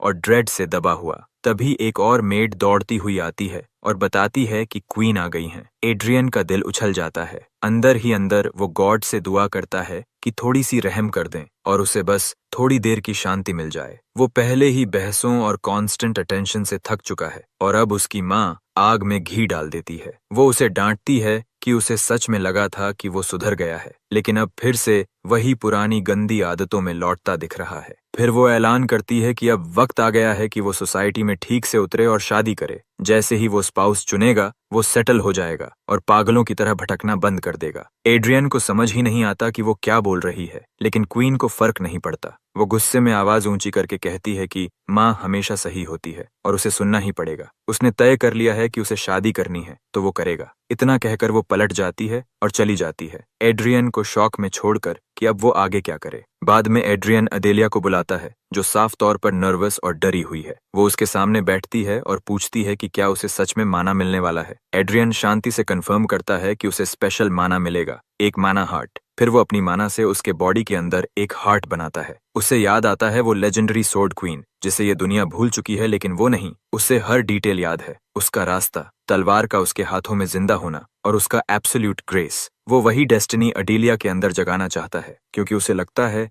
ये रास्ता उसी का है। माना हार्ट अडेलिया के अंदर बन जाता है और सिस्टम नोटिफिकेशन कंफर्म करती है कि इम्प्रिंट स्टेबल है। उसकी छाती से सॉफ्ट गोल्डन लाइट निकलती है और वो शॉक में फुसफुसाती है कि क्या यही माना की ताकत है। प्रोसेस खत्म होने पर एड्रियन बताता है कि यही माना हार्ट बनाने की रिफाइनमेंट मेथड है और उसे खुद प्रैक्टिस करनी चाहिए। तभी अचानक एड्रियन जमीन पर गिर जाता है, नीज स्क्रैप हो जाती हैं। माना हार्ट बनाने की स्ट्रेन ने उसे पूरी तरह ड्रेन कर दिया है। अडेलिया दौड़कर मदद करना चाहती है, लेकिन वो मना कर देता है और कहता है बस थोड़ा टायर्ड है। अडेलिया हिचकिचाती है और पूछती है कि उसने जैसे लोली मेड को क्यों चुना। एड्रियन के पास सवालों का पेशेंस नहीं बचा और वो उसे जाने को कहता है। जब वो नहीं जाती तो वो पलटकर पूछता है कि वो लॉस्ट पपी की तरह क्यों घूर रही है। अडेलिया सिर झुका देती है और डर के साथ रिस्पेक्ट मिलाकर कसम खाती है कि वो पूरी जिंदगी उसकी सेवा करेगी। ये जवाब एड्रियन को संतुष्ट कर देता है। वो उसे याद दिलाता है कि वो उसका मास्टर है और अडेलिया इसे ऑनर की तरह लेती है, लेकिन अंदर ही अंदर वो सोचती है कि शायद वो इस प्रॉमिस को वैसे याद नहीं रखेगी जैसा वो समझ रहा है। कुछ दिन बाद कैल आकर बर्नार्डो एलेली की रिपोर्ट देता है। वो बताता है कि रॉयल गार्ड्स उसे एक इंसिडेंट में विटनेस के तौर पर ले गए हैं और स्ट्रिक्ट ऑर्डर्स हैं कि ट्रायल से पहले कोई उससे नहीं मिल सकता। एड्रियन को अजीब लगता है कि यहाँ ट्रायल्स भी होते हैं और वो कैजुअली पूछता है कि क्या उसे भी अटेंड करना होगा। नाइट जवाब देता है कि रॉयल्टी कभी विटनेस नहीं बनती। एड्रियन को राहत मिलती है, लेकिन साथ ही अनईजी भी लगता है कि इस ट्रायल को इतना बड़ा इशू बनाया जा रहा है। बात करते हुए उसकी नजर अडेलिया पर जाती है। वो सीधे उससे पूछता है कि वो हाल में कैसी महसूस कर रही है। अडेलिया सरप्राइज में फ्रीज हो जाती है, उसे ऐसी कंसर्न की उम्मीद नहीं थी। फिर वो माना के बारे में पूछता है कि स्टेबल हुआ या नहीं। अडेलिया संभल कर कहती है कि हाँ। ये सुनते ही एड्रियन खड़ा हो जाता है और बिना सोचे कहता है कि अब से वो उसके साथ ट्रेनिंग में शामिल होगी। एड्रियन उसे कहता है कि जाकर कपड़े बदले और ट्रेनिंग ग्राउंड पर मिले और क्लीनिंग रैग छोड़ दे, क्योंकि अब से वो नाइट है। ट्रेनिंग ग्राउंड पर एड्रियन आराम से स्ट्रेचिंग कर रहा होता है कि तभी कोई उसे इंटरप्ट करता है, उसका अंकल बेलहार्ड। वो सवाल करता है और एड्रियन शार्प सैस में जवाब देता है। साफ दिख रहा है कि आज उसका मूड उससे निपटने का नहीं है। उसका ध्यान एक लड़की पर है जो मैदान में हाँफती हुई दौड़ रही है। एड्रियन अंकल से पूछता है कि क्या उसने रूमर्स सुने हैं और सीधे बोल देता है कि वो उसे नाइट बना रहा है। ये सुनते ही बेलहार्ड भड़क जाता है, इल्जाम लगाता है कि वो एक मेडन को जबरदस्ती नाइटहुड में घसीट रहा है और बेवकूफी में वक्त बर्बाद कर रहा है। एड्रियन पलटकर कहता है कि हमेशा की तरह उसके मामलों में टांग अड़ाना बंद करे। दोनों की बहस तेज होती जाती है। तभी एडेलिया 10वां लैप पूरा करके जमीन पर गिर जाती है। बेलहार्ड उसे देखता तक नहीं। कांपती हुई एडेलिया माफी मांगती है कि वो इतनी खराब रनर है। एड्रियन तुरंत उसे रोकता है और वुडन सोर्ड उसके हाथ में देता है। कहता है कि आज वो सिर्फ बेसिक स्टांसेस सिखाएगा। वो कुछ सिंपल मूवमेंट्स दिखाता है, स्टेडी और प्रिसाइज। फिर अडेलिया से ट्राई करने को कहता है। जो होता है वो सबको फ्रीज कर देता है। अडेलिया मूव करती है, उसके कदम स्मूथ हैं, पोस्चर परफेक्ट, सोर्ड हर मोशन के साथ ग्रेस से चलती है। बेलहार्ड और एड्रियन दोनों डिसबिलीफ में खड़े रह जाते हैं जब वो एक ही बार देखने में टेक्निक परफेक्टली कॉपी कर लेती है। खत्म करके वो सॉफ्टली पूछती है कि क्या सही किया। एड्रियन की रीढ़ में ठंड दौड़ जाती है। पहली बार उसे डर लगता है, इस रफ्तार से तो वो उसे बहुत जल्दी सरपास कर देगी। वो कड़वा सोचता है कि कंट्रोल तभी चलता है जब वीक स्ट्रांग से डरें, और अगर वो उससे आगे निकल गई तो खतरनाक हो सकती है। तभी वो देखता है कि बेलहार्ड उसे लालच भरी नजरों से घूर रहा है। एड्रियन आगे बढ़कर अंकल को हल्का सा धक्का देता है और वार्न करता है कि वो शांत रहे और उसके बारे में गंदे ख्याल न लाए। बेलहार्ड स्मर्क करता है और ताना मारता है कि एड्रियन तो अभी कुछ महीनों का नॉविस है और इतनी पोटेंशियल संभाल नहीं पाएगा। यहीं एड्रियन लाइन खींच देता है। उसका माना हार्ट भड़क उठता है, वही हार्ट जिसमें जायंट किंग, लाइट ड्रैगन और अनगिनत खून पीने वालों की गहराई है। उसकी सोल का हिस्सा जवाब देता है। लाल आग उसके चारों ओर लिपट जाती है और उसकी प्रेजेंस फट पड़ती है। वो कोल्ड अथॉरिटी के साथ डिक्लेयर करता है कि अडेलिया उसकी है और अंकल को चेतावनी देता है कि उसकी तरफ देखना या सोचना भी बंद करे, क्योंकि उसे नफरत है जब कोई जबरदस्ती वो चीज छीनना चाहता है जो उसकी नहीं है। उसी पल उसे महसूस होता है कि रियलिटी फिसल रही है। उसका अवेयरनेस अंधेरे और ठंडे स्टेट में चला जाता है जहां न लाइफ महसूस होती है न डेथ। उसे खतरा समझ आ जाता है। उसका बॉडी सोर्ड से मर्ज होने वाला है और उसकी soul demonic blade black horn में निगल ली जाएगी। एड्रियन खुद को खींचकर वापस लाता है, इनर डीमन से लड़ता है और डिमोनिक पावर को फिर केज में बंद कर देता है। धीरे धीरे वो प्रिंस एड्रियन बनकर लौटता है, ठीक उस वक्त जब अंकल का भाषण खत्म हो रहा होता है कि कैसे एक साधारण नाइट 10,000 सैनिकों की जान बचा सकता है और एक महान नाइट सैकड़ों की ढाल बन सकता है। एड्रियन बैरली सुनता है। अब उसे अंकल सिर्फ फैमिली नहीं लगता, बल्कि फ्रंटियर कमांडर जो लाशों और युद्ध के बीच आर्मीज चलाता है। फिर भी उसे लेक्चर में कोई दिलचस्पी नहीं। उसकी इंडिफरेंस अंकल को फिर चिढ़ा देती है और वो उसे डांटने लगता है। तभी अदिलिया खुद बोलती है। वो डिक्लेयर करती है कि उसका शरीर और आत्मा एड्रियन की है और वो अंकल की बात नहीं मानेगी। एड्रियन को उसके रिजॉल्व पर हल्की सी गर्व की चिंगारी महसूस होती है और वो अंकल की तरफ स्मर्क कर देता है। एड्रियन शांति से कहता है कि उसकी ट्रेनिंग का ओरिजिनल गोल बस इतना था कि वो उसका वेट कम करा दे, और अब जब वो यहाँ तक पहुंच चुकी है तो उसे सिखाने को कुछ खास बचा ही नहीं। वो अंकल से साफ कह देता है कि उसके काम में दखल देना बंद करे और चला जाए। अंकल गुस्से में स्टॉर्म आउट कर जाता है, लेकिन इसके बाद भी वो पैलेस आता रहता है। दूर से अडेला को ऑब्जर्व करता है। एड्रियन ने उसे स्ट्रिक्टली मना कर रखा है इंटरफियर करने से, इसीलिए वो बस खामोशी से देख सकता है। उस एरोगेंट आदमी को चुपचाप स्ट्रगल करते देखना एड्रियन को अजीब तरह से एंटरटेनिंग लगता है। कुछ देर बाद अदिला फिर से सोर्ड लेकर स्टैंस लेती है और एड्रियन को अपनी आंखों पर यकीन नहीं होता। उसने सोर्ड का रेनेसांस सीख लिया है। एड्रियन तालियां बजाता है, सच में इम्प्रेस्ड होकर, और पहली बार अडेला खुद भी प्राउड दिखती है। लेकिन ये शांति ज्यादा देर नहीं टिकती। अंकल फिर टोकता है और पूछता है कि क्या उसने उसे मैनाहार्ट भी सिखा दिया है। एड्रियन के कंफर्म करते ही अंकल फट पड़ता है, चिल्लाकर इल्जाम लगाता है कि वो उसे बेकार ट्रिक्स सिखा रहा है और असली चीजें अपने पास रख रहा है। एड्रियन पलटकर उसे तुरंत निकलने का आदेश देता है। अंकल उसे कर्ज करता है कि एक बेहतर रास्ता था, कि अडेला की पोटेंशियल इमेजिनेशन से भी ज्यादा थी, जिसे एड्रियन ने बर्बाद कर दिया। एड्रियन काम रहता है और बॉडीगार्ड से कहता है कि उसे बाहर ले जाए। अंकल लोली गार्ड के हाथ लगने से मना करता है और खुद ही गुस्से में निकल जाता है। सब शांत होने के बाद अडेला धीरे से पूछती है कि क्या वो सच में सिर्फ पेटी ट्रिक्स ही सीख रही है। एड्रियन साफ मना करता है और कहता है कि उसका अंकल खुद नहीं जानता वो क्या बोल रहा है। एड्रियन समझाता है कि इस मॉडर्न एरा के लोग भूल चुके हैं कि असली मानाहार्ट क्या होता है। अगर नहीं भूले होते तो उसे टूटी हुई जूतियों की तरह फेंक नहीं देते। वो भरोसे के साथ कहता है कि बहुत जल्द उसे माना की असली ताकत दिखेगी। कुछ देर बाद ट्रेनिंग ग्राउंड पर अंकल वापस आता है और एड्रियन के सामने वुडन सोर्ड रख देता है। वो कहता है कि वो सिर्फ सिंगल रिंग यूज करेगा और अगर एड्रियन उसे आधा कदम भी पीछे करने में सफल हुआ तो वो उसकी नॉलेज और पावर को मान लेगा। एड्रियन सोर्ड उठाता है और शांत होकर पूछता है कि बेट क्या है। अंकल जवाब देता है कि अगर एड्रियन जीता तो वो उसकी एक विश पूरी करेगा, कुछ भी, यहाँ तक कि फैमिली की सीक्रेट टेक्निक्स भी। ये एड्रियन की असली चाह नहीं है, लेकिन वो बिना हिचक एक्सेप्ट कर लेता है। एड्रियन तुरंत चार्ज करता है, सीधा अंकल की गर्दन पर वार करता है। अंकल स्मर्क करता है और कहता है कि उसे पहले से पता था कि वो नेक पर जाएगा। एड्रियन बार बार थ्रोट पर हमला करता है। हर स्ट्राइक तेज और शार्प होती है, लेकिन अंकल आसानी से डॉज करता रहता है। आखिर वो एड्रियन की सोर्ड रोककर हल्का सा पीछे धकेलता है और पूछता है कि बस इतना ही है क्या। फिर उसे पुश करके ताना मारता है कि क्या वो ऑलरेडी हार मान गया। एड्रियन दांत पीसता है। उसे अंकल बेहद अनोइंग लगता है, लेकिन वो एक बात नहीं झुठला सकता, ये आदमी डरावना, स्ट्रांग और स्मार्ट है। वो इंतजार कर रहा है कि एड्रियन माना निकाले ताकि वो उसे और क्रशिंग तरीके से हरा सके, लेकिन एड्रियन उसे वो सेटिस्फैक्शन नहीं देने वाला। वो खुद से बोलने लगता है कि कैसे 400 साल पहले काउंटलेस माना हार्ट्स थे और नाइट्स ने अनबिलीवेबल फीट्स किए थे। फिर बाद में जैसे ही कोई नया यूजफुल स्किल आया, सबने माना हार्ट को भूलकर वही अडॉप्ट कर लिया। धीरे धीरे लोगों को लगने लगा कि माना चेन्स माना हार्ट से बेहतर तरीका है। बेलहार्ड ये बड़बड़ाहट सुनकर पूछता है कि वो कहना क्या चाहता है। एड्रियन शांत होकर जवाब देता है कि वो इस सोच से पूरी तरह डिसएग्री करता है। प्रॉब्लम ये नहीं थी कि माना हार्ट वीक था, प्रॉब्लम ये थी कि उसका मालिक वीक था। वो साफ कहता है कि हर माना हार्ट फ्रैजाइल या इंफीरियर नहीं होता।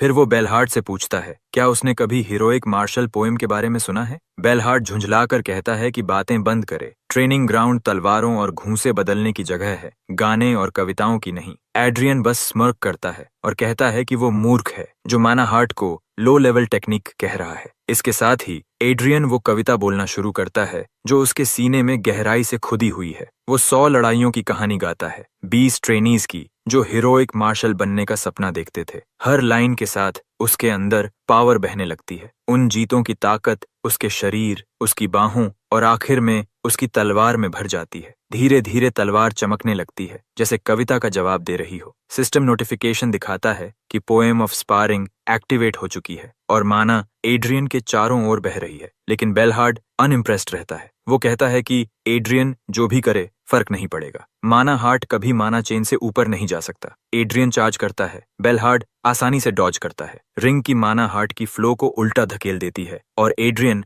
थोड़ा पीछे उड़ जाता है। लेकिन सच ये है कि इस कविता को मास्टर करने के लिए एड्रियन ने 100 से ज्यादा बार ट्रेनिंग की है और 1000 बार रिंग की माना झेली है। उन मैचेस में उसने 1000 वेव्स ऑफ अपोजिंग माना झेली हैं। वो फिर स्ट्राइक करता है, तलवार स्टेंड ऐसी की ताकत छोड़ती है। ब्लेड अब पूरी तरह अलाइव लगती है, लेकिन बेलहार्ड फिर डॉज कर जाता है। एड्रियन लगातार हमला करता है और पहली बार बेलहार्ड के चेहरे पर चिंता दिखती है। बेलहार्ड अपनी पूरी ताकत इकट्ठी करके एड्रियन को दूर फेंक देता है और कहता है कि वो एरोगेंट है जो सोचता है कि सारे मैना हार्ट्स बराबर नहीं होते। वो तलवार जमीन में पटकता है, एक्सप्लोजन होता है और एड्रियन दीवार से जा टकराता है। बेलहार्ड ऐलान करता है कि वो इस फाइट से बोर्ड हो चुका है और वो जीत चुका है। लेकिन एड्रियन समझ चुका है कि कॉमन रैंक पर हीरोइक मार्शल पॉइंट्स काफी नहीं होते। वो उठते हुए 400 साल पुराना इतिहास याद करता है। कैसे पुराने नाइट्स ने गलती की। उन्होंने अपने डिसेंडेंट्स के लिए कोई दुश्मन नहीं छोड़ा। उन्होंने सोचा कि उनकी कहानियां, सोर्ड टेक्निक्स, हार्ट की धड़कनें और कविताएं हमेशा जिंदा रहेंगी। लेकिन नई दुनिया ने ड्रैगन्स और जायंट किंग्स के गानों को मिथ बना दिया।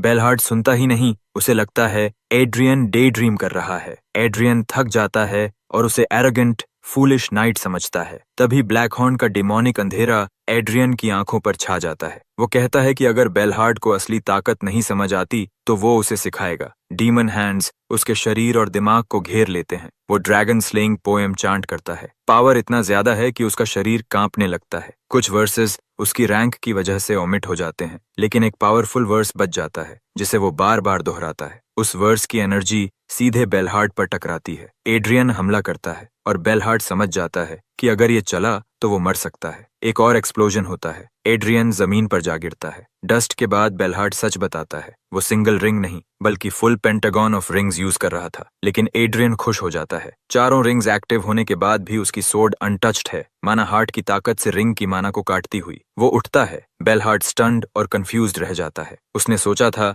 रिंग की माना सुपीरियर होगी, लेकिन ऐसा नहीं हुआ। एड्रियन सीधे उसकी आंखों में देखकर शांत और फर्म आवाज में कहता है, तुम हार चुके हो। बाद में ड्रैगन का गीत और तलवार उसकी फ्रैजाइल ह्यूमन बॉडी को तोड़ देते हैं। वो चादरें पकड़कर दर्द से कराहता है। गेस्टा सेंटोरम को कोसता है। उसे पता है ये दर्द उसी की कीमत है। गेस्टा सेंटोरम, डिकैपिटेटेड ड्रैगन की कविता की ताकत खींचने की। उसका शरीर बिखरा हुआ है, लेकिन उसे कोई पछतावा नहीं। ये उसकी पहली मार्शल फीट थी जो उसने पूरी तरह खुद हासिल की थी और उसे इस पर गर्व है। एड्रियन बार बार दिल से वही कविता दोहराता रहता है। सिस्टम दिखाता है कि उसका रैंक गॉड ऑफ ड्यूअल्स थोड़ा सा बढ़ गया है और उसे लगता है कि ये थर्ड प्रिंस के ड्यूअल के लिए काफी होगा। तभी अडीलिया दौड़ती हुई आती है, खुशी से चमकते चेहरे के साथ, क्योंकि वो होश में लौट आया है। वो बताती है कि उसके कोलैप्स के बाद क्वीन बेलहार्ड पर कितनी गुस्सा हुई थी, इतना कि उसने उन्हें पहले कभी ऐसा नहीं देखा। अंदर ही अंदर एड्रियन को थोड़ी खुशी होती है। सोचता है कि अंकल को क्वीन से डांट पड़ना बिल्कुल सही था। अडेलिया ये भी बताती है कि बेलहार्ड ने कहा है कि जैसे ही एड्रियन जागे उसे बताया जाए।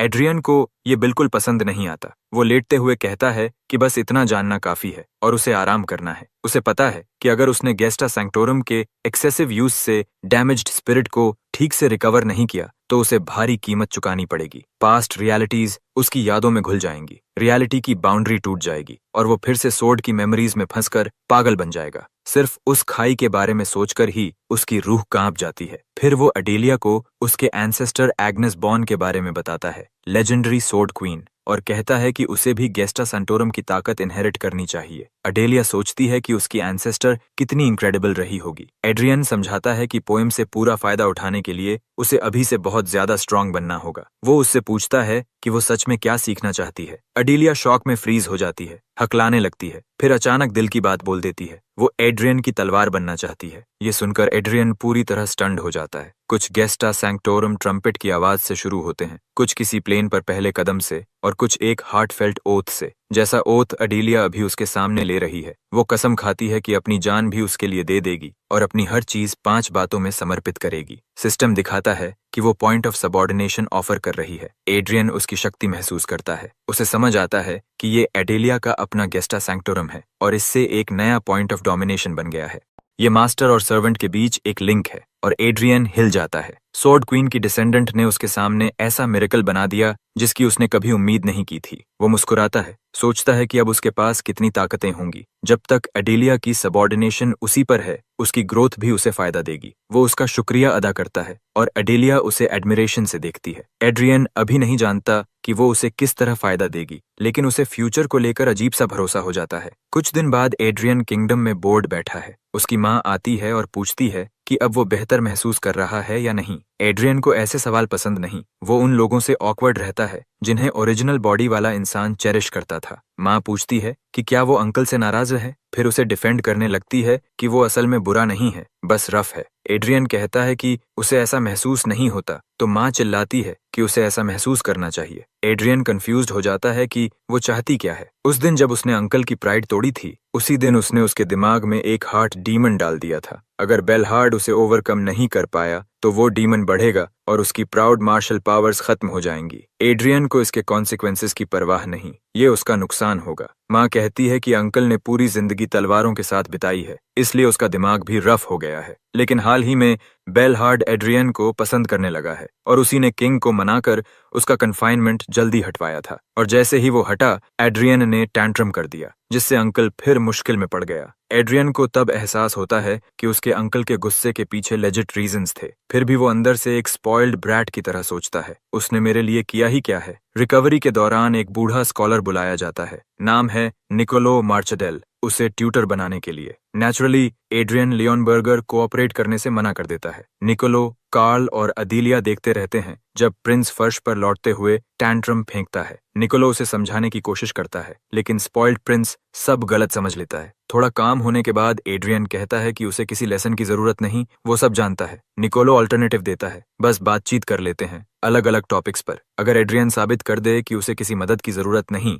तो निकोलो दोबारा कभी नहीं आएगा। दिन के अंत तक प्रिंस पूरी तरह एकेडमिक डिबेट में डूब चुका होता है, मैन की नेचर, सत्ता, सोसाइटी, सब पर। निकोलो उसे एक किताब भी सजेस्ट करता है जिसमें रूलर और सब्जेक्ट का रिश्ता कॉन्ट्रैक्ट की तरह बताया गया है। मोनार्क ताकत देता है और लोग लॉयल्टी से उसे थ्रोन पर बनाए रखते हैं। ग्रुहान की जिंदगी जीने के बाद एड्रियन को लगता है कि रिश्ते हमेशा गिव एंड टेक होते हैं, पता ही नहीं चलता और पूरा दिन निकल जाता है। निकोलो सेशन खत्म करता है और गुड बाय बोलता है। प्रिंस कान से कान तक मुस्कुरा रहा होता है, इतनी मजेदार बातचीत उसने कभी नहीं की थी। दरवाजा बंद होते ही उसे रियलाइजेशन होता है, उसे पूरी लेक्चर में फिनेस कर दिया गया था। बूढ़ा आदमी चालाक था, लेकिन निकोलो भी हैरान था कि फर्स्ट प्रिंस रूमर्स से कितना अलग निकला। ट्रेनिंग बैंड है और लेसन खत्म, शेड्यूल खाली है और बोर्डम शुरू। तभी गेस्ट आता है, अंकल बेल बलोरहार्ड। अडीलिया उसे अंदर लाती है। कुछ दिन पहले वाली स्पारिंग के बाद बेल बहुत खराब हालत में है। इनर डीमन अब तक उसे छोड़ नहीं पाया। आज वो सिर्फ अपॉलॉजी देने आया है। उसने खुद से किया वादा तोड़ा और प्रिंस को चोट पहुंचा दी। कोई एक्सक्यूज नहीं देगा। भले ही चोट ओवर एक्सर्शन से हुई थी, लेकिन रॉयल को चोट पहुंचाने का गिल्ट उसे खा रहा है। गलती सुधारने के लिए बेल ऑफर करता है। एड्रियन जो चाहे मांग ले, वो देगा, चाहे आर्म्स या आंखें ही क्यों न देनी पड़े। एड्रियन को इस टैलेंटेड आदमी पर दया आ जाती है और वो जेनरस बन जाता है। वो बस एक चीज मांगता है, थोड़ा बाहर जाना। कन्फाइनमेंट खत्म हो चुकी है तो उसे घूमने का हक है। वो कोई वन डे ट्रिप नहीं चाहता, वो कैपिटल से काफी दूर जाना चाहता है। प्लानिंग में समय लगेगा और बहुत दूर भी नहीं जा सकते। बेल एक्सेप्ट करता है और तुरंत व्यवस्था में लग जाता है। अंकल के जाने के बाद एड्रियन कार्ल के साथ अकेला होता है। कार्ल सोचता है बॉस कुछ इंसेन मांग लेगा, लेकिन एड्रियन बस चाहता था कि बूढ़ा स्टिफ और पैथेटिक बिहेव करना बंद करे। तभी अडीलिया एक लेटर लेकर आती है, लेडी आर्विन केजन का अपडेट। उसे छोटा ब्रेक थ्रू मिला है और वो जल्द मिलने आएगी। शॉर्ट, स्वीट और परफेक्ट टाइमिंग वाली गुड न्यूज। 5 दिन बाद बेल मैसेज भेजता है कि सब रेडी है। 2 दिन और गुजरते हैं और डिपार्चर का दिन आ जाता है। पहला इलाका जिससे वो गुजरेंगे उसका नाम है एलन। एड्रियन एक्साइटमेंट में बैठ नहीं पा रहा। एलन काउंटी रॉयल पैलेस का बेस्ट आर्मामेंट हब है। Iron mine, high quality material और ब्लैकस्मिथ गिल्ड सब वहीं है। रॉयल फैमिली को मिलने वाले आधे से ज्यादा वेपन्स और आर्मर्स एलन से ही आते हैं। एड्रियन का लेवल हाल में काफी बढ़ चुका है और अब उसे खुद के लिए एक नई ब्लेड चाहिए। ओरिजिनली वो रॉयल आर्मरी से सोर्ड लेने वाला था, लेकिन किंग के रॉयल ऑर्डर ने उसे रोक दिया। फैट प्रिंस की हालत सोचकर वो अपने पिता को ब्लेम भी नहीं कर सकता। कम से कम पैलेस के बाहर तो वो प्रॉपर वेपन ढूंढ ही सकता है। सरप्राइजिंगली एंक इस ट्रिप को बहुत सीरियसली ले रहा था। इस तरह लगभग 20 दिन की जर्नी शुरू हुई। कैपिटल से 3 दिन बाद पहला स्टॉप एलन। फिर 2 दिन में आयरन लायन कैसल। फिलहाल एड्रियन 3 दिन से कैरेज में फंसा हुआ है, बोर्डम से मरता हुआ। सामने आर्डिलिया बैठी है, लेकिन वो भी कोई एंटरटेनमेंट नहीं, तो वो माना हार्ट चेक करने लगता है। ड्रैगन स्लेइंग पोएम के ओवर यूज से उसका टैंक खाली था, अब धीरे धीरे भरना सेफ है। कैरेज की वाइब्रेशन, ठंडी हवा और नाइट्स की चैटर से पैदा हुई माना की स्पेक्स को वो एब्जॉर्ब करता है और माना हार्ट रिफिल कर लेता है। शॉकिंगली इस बार बना हुआ माना हार्ट पहले से काफी बड़ा है। ये उस ग्रेटर विल की झलक है जो उसने पोएम फोर्स करके निकाली थी। उसका फिजिकल कॉन्स्टिट्यूशन क्वालिटेटिवली बदल चुका है। माना हार्ट एक्सपैंड हुआ, स्टोरेज बढ़ी, अनकन्वेंशनल तरीके से वो सोर्ड एक्सपर्ट के लेवल तक पहुंच गया। अथॉरिटीज की कुछ लिमिट्स हट गईं। थर्ड आई और थर्ड ईयर काफी अपग्रेड हो चुके हैं। सिर्फ एक मेडिटेशन सेशन ने उसे पूरी तरह नेक्स्ट लेवल पर पहुंचा दिया। हर मूवमेंट में वो फर्क महसूस कर सकता है। 3 दिन बाद कैरावैन आखिर एलन पहुंचती है। फर्स्ट प्रिंस का ग्रैंड स्वागत होता है। सिटी लॉर्ड के बेटे एडगर और टॉरेंस एलन खुद एस्कॉर्ट करते हैं। एडगर पहले सबको रूम्स दिखाने की पेशकश करता है। एलन मैंशन में घूमते हुए एड्रियन समझ जाता है कि ये आर्मामेंट हब क्यों कहलाता है। हर जगह वेपन्स लगे हैं, लेकिन ध्यान से देखो तो ये बस फ्लैशी जंक हैं, असली लड़ाई में बेकार। एड्रियन को शक होने लगता है कि उसे यहाँ कुछ खास मिलेगा भी या नहीं, इसीलिए वो ब्लैकस्मिथ गिल्ड ले चलने को कहता है। एडगर खुशी से मान जाता है और रास्ते में वार्न करता है कि ब्लैकस्मिथ्स रफ और स्टबर्न होते हैं, काम में डूबे हों तो लॉर्ड भी आए तो ध्यान नहीं देते। क्राफ्ट्समैन स्पिरिट रिस्पेक्ट करने पर लंबा लेक्चर से मिलता है। फौज में घुसते ही भट्टी की हीट और लोहे की आवाज से माहौल भर जाता है। फ्लेम्स गरजती हैं, बेलोज फुफकारते हैं। ब्लैकस्मिथ्स आग और आयरन को परफेक्ट हार्मनी में इस्तेमाल कर रहे हैं। तभी एक खास रिदम एड्रियन का ध्यान खींच लेता है। बीच में एक बूढ़ा आदमी सोर्ड फोर्ज कर रहा होता है और हर हैमर स्ट्राइक उसे ग्रुहोन की पहली मेमोरी याद दिला देती है। अदीलिया उसके चेहरे से पसीना पोंछती है, उसे नॉस्टैल्जिया से बाहर लाती है। बाकी सारे ब्लैकस्मिथ्स काम रोककर प्रिंस को ग्रीट करते हैं, लेकिन वो बूढ़ा आदमी बिना रुके काम करता रहता है। एडगर उसे इंट्रोड्यूस करता है, सैक्सन, ब्लैकस्मिथ गिल्ड का हेड। एड्रियन को इससे कोई फर्क नहीं, वो बस उस मास्टर को देखना चाहता है। सैक्सन रॉयल्टी खुश करने के लिए बूढ़े पर चिल्लाता है कि काम रोको और प्रिंस को रिस्पेक्ट दो। एड्रियन को मजबूरन उस सन ऑफ ए का मुंह पकड़कर चुप कराना पड़ता है। खाली वर्क बेंचेस और बाकी ब्लैकस्मिथ्स के अनकंफर्टेबल चेहरे देखकर साफ है कि सैक्सन ने माहौल पूरी तरह खराब कर दिया है। लगता है गिल्ड का हेड बिना पूछे ही सबको बाहर खींच ले गया था। रिस्पेक्ट दिखाने के नाम पर उसने ब्लैकस्मिथ से वापस काम पर लगने की गुजारिश की। सब अपने अपने स्टेशंस पर लौटे और प्रिंस फिर से पूरी तरह लॉक इन हो गया एब्सोल्यूट सिनेमा देखने में। वो बस वहीं खड़ा रहा, शर्टलेस बूढ़े आदमी को देखता हुआ जो गर्म स्टील पर बार बार हथौड़ा चला रहा था। एड्रियन पूरी तरह इस प्रोसेस में डूब गया था। इतने सालों से वो जलती हुई दुनिया के बीच जी रहा था, लेकिन उसने ऐसा एहसास पहले कभी नहीं किया था। फॉर्ज से निकलने के बाद एडगर बताता है कि वो बूढ़ा आदमी पिछले आधे साल से एक ही सोर्ड को बार बार फॉर्ज और मेल्ट कर रहा है। उसने जितनी भी तलवारें बनाई हैं सब मास्टरपीसेस थीं, फिर भी वो हर बार उन्हें पिघला देता था। पिछले 1 महीने से तो वो ठीक से सोया भी नहीं, पूरी तरह काम में डूबा हुआ। उम्र को देखते हुए ये काफी चिंता की बात थी। एलन पहुंचने के बाद कई दिनों तक प्रिंस रोज सुबह फौज जाता और रात को देर से लौटता, बस चुपचाप मास्टर आर्टिजन को वही इंटेंस रूटीन दोहराते देखता रहता। फर्स्ट प्रिंस की अराइवल से जो टेंशन बनी थी, उसके उलट उसने कोई इंसिडेंट नहीं किया। एलन में उसका स्टे आखिरी दिन तक पहुंच गया। डिपार्चर के दिन मास्टर आर्टिजन और भी ज्यादा जोर से काम कर रहा था। एड्रियन चाहता था कि फाइनल प्रोडक्ट देखे बिना न जाए, लेकिन कब तक बनेगा कौन जाने। मजबूरी में रिग्रेट के साथ निकलने की तैयारी करता है। डिपार्चर से 1 रात पहले एड्रियन फेयरवेल बैंकेट रखवाता है। अगली सुबह एडगर दौड़ता हुआ आता है, चिल्लाते हुए कि मास्टर आर्टिजन की सोड पूरी हो चुकी है। प्रिंस हाइपर होकर फौज भागता है और बूढ़े आदमी को एक मैजेस्टिक वेपन पकड़े देखता है। वो बड़े प्यार से उसकी धार साफ कर रहा था। पूरी तरह तैयार होने पर मास्टर आर्टिजन खुद वो वेपन प्रिंस को सौंप देता है। ब्लेड को देखते हुए एड्रियन के दिमाग में एक ही इमेज बनती है, सूरज की तरह गर्म होकर बनी तलवार जो ठंडी होकर रॉयल क्रिम्सन जैसी चमक रखने लगी। एक ऐसी सोड जो सूरज जैसी है और राजा का जन्म हो चुका है। नेमिंग के लिए आर्टिजन ने नाम सुझाया, डामारोंग। आर्टिजन के लिए इसका मतलब ट्वाइलाइट था, लेकिन एड्रियन के लिए ये डॉन थी। वेपन सौंपते ही बूढ़े आदमी की ताकत जवाब देने लगती है। गिरने से पहले एड्रियन उसे पकड़ लेता है। उसकी कमजोर पल्स महसूस कर वो 1 रात और एलन में रुकने का फैसला करता है। डेथ बेड पर आर्टिजन बताता है कि जिस दिन उसने प्रिंस को काम देखते देखा, उसी दिन उसके दिमाग में ये सोर्ड बन चुकी थी, जैसे किस्मत ने गाइड किया हो। सोर्ड ने खुद अपना जन्म का दिन चुना था। ये जानकर कि आर्टिजन अब आखिरी सफर पर है, ग्रुहन अपना सीक्रेट बता देता है। सरप्राइजिंगली बूढ़ा आदमी इसे शांति से स्वीकार कर लेता है। ब्लैकस्मिथ और एक पूर्व सोर्ड दोनों एक दूसरे का दिल समझ सकते थे। अपनी आखिरी इच्छा में उसने कांपते हाथ से कहा कि वो आखिरी बार उस तलवार को पकड़ना चाहता है। हैंडल पकड़कर उसने तलवार को ब्लेस किया कि वो उतनी ही महान बने जितना उसका मालिक कभी था। एड्रियन ने वादा किया और बूढ़ा आदमी हमेशा के लिए चला गया। सुबह होते ही एडगर नए सोर्ड डामरांग को पॉलिश कराने आता है और प्रिंस को समझाने लगता है कि ये तलवार प्रैक्टिकल नहीं है, उसे मैजिक सोर्ड इस्तेमाल करनी चाहिए। वो एक मिड ग्रेड मैजिक सोर्ड दिखाता है। एड्रियन उसकी चाल समझ जाता है और शेमलेसली मैजिक सोर्ड भी ले लेता है, लेकिन डैमरांग छोड़ने से मना कर देता है। एलन फैमिली की लॉयल्टी याद दिलाकर वो एडगर पर प्रेशर डालता है। बेचारा नोबल कुछ नहीं कर पाता। 2 कीमती हथियार मुफ्त में गंवा बैठता है और बिना किसी देरी के कैरावैन आखिर आगे बढ़ जाता है। कैवलरी पूरी रफ्तार से आगे निकल गई, जबकि कैरेजेस और इन्फेंट्री नपे तुले पेस में पीछे आ रहे थे। डिले पूरा करने के लिए सबको तेज चलना था। कैरेज की तरफ जाते हुए प्रिंस की टक्कर अंकल बेल से हो गई। एलन में दोनों मुश्किल से मिले थे क्योंकि बेल किसी अलग काम में व्यस्त था। अब प्लान ये था कि नाइटफॉल से पहले आयरन लायन फोर्ट्रेस पहुंचना है। फनी बात ये थी कि प्रिंस को घोड़े पर सवारी करना आता ही नहीं था। वो पता नहीं कितने साल लिटरल सोर्ड रहा था, तो घोड़ा चलाना कैसे आता। आयरन लायन का असल का रास्ता पूरा केओस था। रास्ते में ही उसे राइडिंग सीखनी पड़ी। बहुत सारी उल्टियां, पागल घोड़े की व्हीलीज और बेवजह के मोड़। हाफ डे का सफर फुल दिन में पूरा हुआ। हाउस ऑफ वोल रोडन के आयरन लायंस की प्रेस्टीज वेलकम पार्टी में साफ झलक रही थी। ये लायंस उम्मीद से ज्यादा स्पिरिटेड थे। वजह साफ थी, उनकी गॉडेस एक वेस्ट्रल प्रिंस के साथ चली गई थी। लायंस को प्रोवोक करने के लिए एड्रियन सीधे आर्विन की तरफ बढ़ा।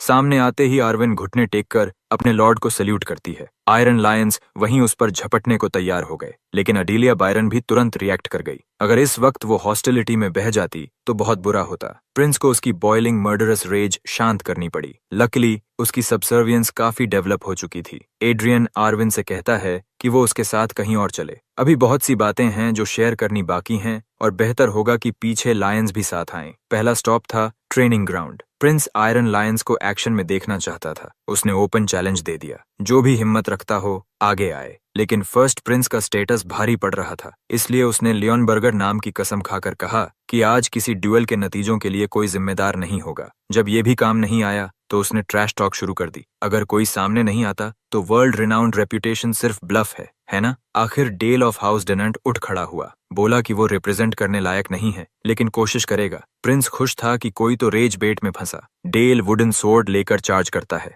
एड्रियन पहला ही वार इतना जोरदार करता है कि डेल अंदर से हिल जाता है और कीचड़ में घिसटता हुआ गिर पड़ता है। 1 डाउन। फिर लाइन लग गई। पॉल रॉथ 3 साल का बिना फाइट के उड़ गया। हार्ली 5वें साल का, सोचा सॉस है, नहीं था। जूडिथ भी गिरा। Equal rights, equal fights. Half दिन तक ये मैसेकर चलता रहा। प्रिंस को एक स्क्रैच भी नहीं आया। अप्रेंटिसेस खत्म होने के बाद एड्रियन का मन ऑफिशियल आयरन लायंस से भिड़ने का हुआ और आग लगाने के लिए वो ऐलान कर देता है कि आर्विन उसके साथ वापस जाएगी। आर्विन बिना हेजिटेशन मान जाती है। बस यही काफी था कि एक ऑफिशियल नाइट उठ खड़ा हुआ। उसने सुना था प्रिंस को गैम्बलिंग पसंद है, तो उसने बेट सजेस्ट की। एड्रियन ने तुरंत रोक दिया। आर्विन कोई प्राइज नहीं है, कुछ और वेजर करो। उसने ट्रेनिंग सोर्ड फेंकी और कार्ल से रियल ब्लेड मांगी। मैजिक सोर्ड निकालकर दांव पर रख दी। सबको दिख रहा था ये ट्रेजर है। आर्विन खुद प्राइज बनने को आगे आई, लेकिन वो किसी सोर्ड से 1000 गुना ज्यादा कीमती थी। डनहम ऑफ हाउस फ़ारेनहाइट आगे आया। Official iron lion knight, almost triple chain, practically double chain. उसकी सोर्ड मास्टर आर्टिजन की 17th ब्लेड थी। फेयर रखने के लिए वो भी अपनी ट्रेजर्ड वेपन दांव पर लगाने को तैयार हुआ। एड्रियन ने इस बार सीरियस होकर अपनी मेन वेपन उठाई। मास्टर की 100th और आखिरी क्रिएशन कुछ दिन पहले बनी थी। डनहम ने चेन्स एक्टिवेट की।